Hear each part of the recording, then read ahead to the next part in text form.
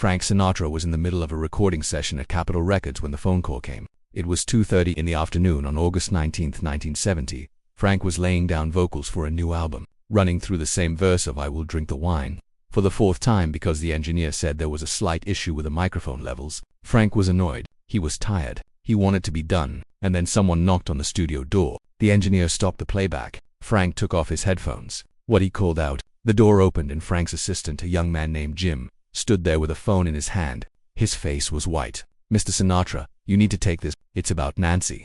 Frank's first thought was that Nancy, his eldest daughter, had been in a car accident. Los Angeles drivers were insane. She was probably fine, but the car was totaled and she needed him to deal with the insurance. He took the phone from Jimmy. The voice on the other end was a woman, a nurse. She spoke quickly, professionally, like she had delivered this kind of news before. Mr. Sinatra, your daughter Nancy was brought to Cedars-Sinai Medical Center approximately 40 minutes ago. She was found unconscious in her apartment. We believe it was an intentional overdose. She's stable now, but you should get here as soon as possible.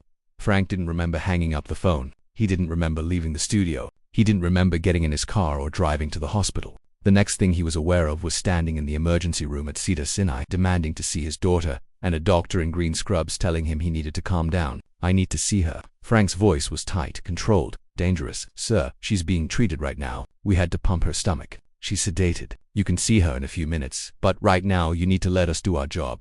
Frank grabbed the doctor by his coat. How bad is it? The doctor didn't flinch. She's going to survive. We got to her in time. But Mr. Sinatra, if her neighbor hadn't found her when he did, we'd be having a very different conversation right now. Frank let go of the doctor and took a step back. His hands were shaking. He shoved them in his pockets so nobody would see. What did she take? Second, a lot of it, combined with alcohol.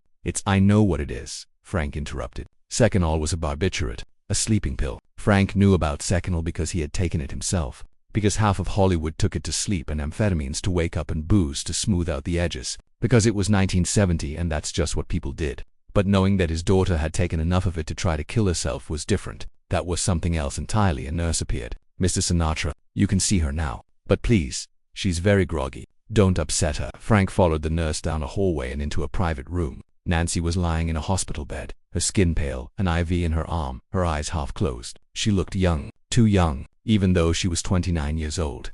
Married and divorced, a mother herself. In that moment she looked like she was 16. Frank walked to the side of the bed. Nancy, her eyes opened slowly. When she saw him, tears started running down her face. Daddy, I'm sorry.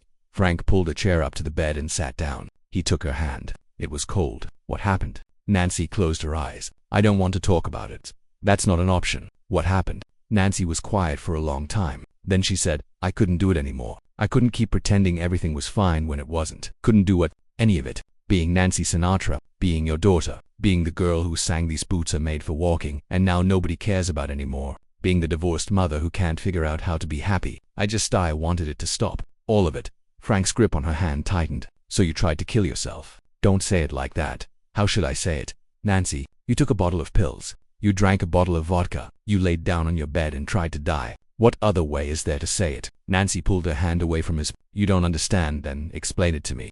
Nancy turned her face toward the wall. I can't. You wouldn't get it. You've never felt like a failure. You've never felt like you're not enough. You've always been Frank Sinatra. You've always been the best at what you do. You don't know what it's like to be ordinary. Frank stood up. He walked to the window and looked out at Los Angeles. The city sprawled out below him, endless and indifferent. You think I don't know what failure feels like? Nancy, I was washed up by the time I was Columbia Records dropped me. The movie studios wouldn't hire me. I couldn't get arrested in this town. I had to beg for the role in From Here to Eternity. I had to audition like some kid off the bus. You think I don't know what it feels like to be ordinary? Nancy didn't respond. Frank turned back to face her. And you know what I did when I felt like that? When I felt like maybe I should just give up. I kept going. I got up every day and I fought. Because that's what you do. You don't quit. You don't. He stopped. His voice had risen. He was lecturing her. And she didn't need a lecture. She needed something else. Something he didn't know how to give. Frank sat back down. He was quiet for a moment. Then he said, When's the last time you ate something? Nancy looked at him, confused by the question. I don't know. Yesterday. Maybe the day before. When's the last time you slept? Really slept? Without pills? I can't sleep without pills. When's the last time you left your apartment? Nancy's eyes filled with tears again. I don't know. A few days. Maybe a week. I stopped keeping track. Frank looked at his daughter. Really looked at her. And for the first time, he saw what he should have seen months ago. She wasn't just sad. She was sick. She was depressed in a way that went beyond normal sadness. She was drowning, and she had been drowning for a long time, and he hadn't noticed. He had been too busy with his career, his girlfriends, his own life. He had assumed Nancy was fine because she was Nancy, because she was strong, because she was his daughter and his daughters didn't fall apart. "I'm sorry," Frank said quietly. Nancy looked at him in surprise. "What? I'm sorry? I should have seen this. I should have known you were struggling." "Dad, it's not your fault." "Yes, it is. You're my daughter. It's my job to notice when you're hurting. And I didn't.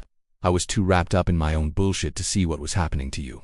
They sat in silence for a while. Finally, Nancy said, "I didn't really want to die. I know that sounds stupid. I took all those pills, but I didn't actually want to die. I just wanted to stop feeling the way I was feeling, and I didn't know how else to make it stop." Frank nodded. He understood that. He understood it more than he wanted to admit. "What do you need?" Nancy wiped her eyes. "I don't know. Help, I guess. I don't know how to be okay." Frank stood up. "All right, here's what's going to happen. When they discharge you from here, you're coming to my place. Not for a visit. You're moving in, and we're going to figure this out together." "Dad, I can't." "You can, and you will. You're not going back to that apartment. You're not going to be alone. And we're going to find you a doctor. A real doctor. Not some Hollywood quack who hands out pills like candy. Someone who can actually help you." Nancy started to protest, but Frank held up his hand. "This isn't a discussion, Nancy. This is what's happening. You're my daughter, and I'm not going to let you die because you're too stubborn to accept help." Nancy looked at him for a long moment. Then she nodded. Okay.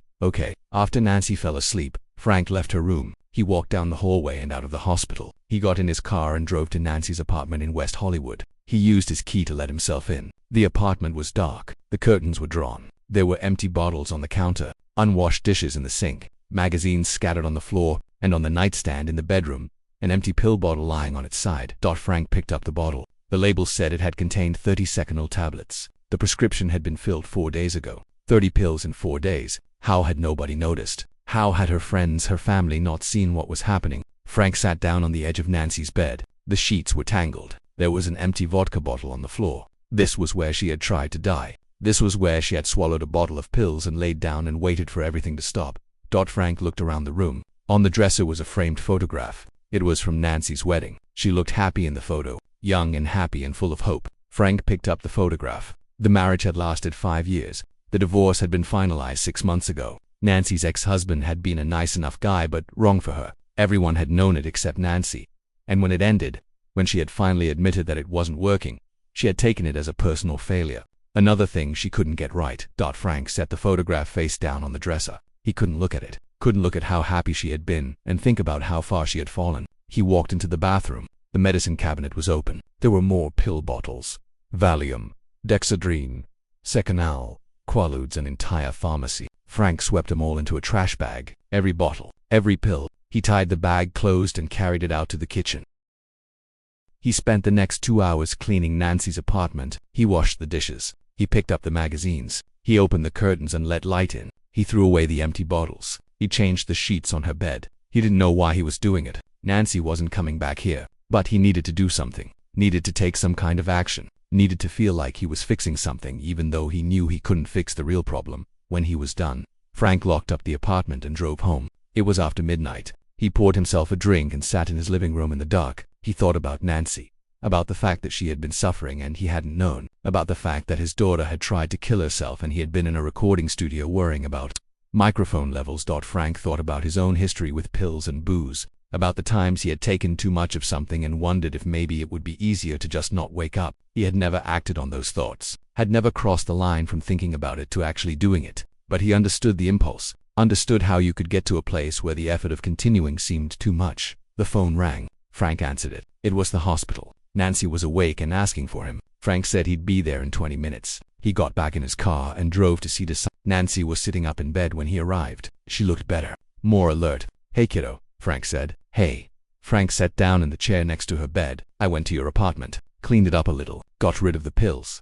Nancy nodded. "Thank you, Nancy. I need to ask you something and I need you to be honest with me. Okay, have you tried this before? Is this the first time?" Nancy looked down at her hands. "No, last year. I took a bunch of Valium, but I threw up before anything happened, so it didn't really count." Frank felt something cold settle in his chest. "And you didn't tell anyone?" "Who was I going to tell? Mom's got her own life. You're always busy. My friends would have thought I was being dramatic, so I just dealt with it, until I couldn't anymore." Frank reached out and took Nancy's hand again. You listen to me. From now on, when you're feeling like this, when you're in that dark place, you call me. I don't care what time it is. I don't care what I'm doing. You call me and I will answer. Do you understand? Nancy's eyes filled with tears for the third time that day. Dad, do you understand? Yes, say it. Say you'll call me, I'll call you. Promise me a promise. Nancy came home with Frank 3 days later. She moved into the guest room at his house in Palm Springs. Frank hired a psychiatrist, Dr. Ralph Greenson, one of the few doctors in Los Angeles who actually treated mental illness instead of just prescribing pills. Nancy started seeing him 3 times a week. She started taking antidepressants that actually worked instead of sedatives that just knocked her out. Slowly, over the course of months, she started to get better. Frank changed his schedule to be home more. He turned down work. He canceled recording sessions. He made sure that when Nancy woke up in the morning, he was there. They would have breakfast together. They would talk. Not about anything important. Just talk to Ma about movies they had seen, about books she was reading, about the weather. Normal conversations that reminded Nancy that she was still part of the world, that she was still connected to something. One morning, about 6 weeks after Nancy had moved in, Frank found her in the kitchen making coffee. She was dressed. Her hair was washed. She looked like she had slept. Morning, she said. Morning, Frank replied. He poured himself a cup of coffee and sat down at the table. Nancy sat down across from him. They drank their coffee in comfortable silence. After a while, Nancy said, I think I want to start singing again. Frank looked up. Yeah, not big concerts or anything. Just small things. Maybe some recording. I miss it. Frank smiled. I think that's a good idea. I'm scared though of what? Of failing again. Of trying and not being good enough.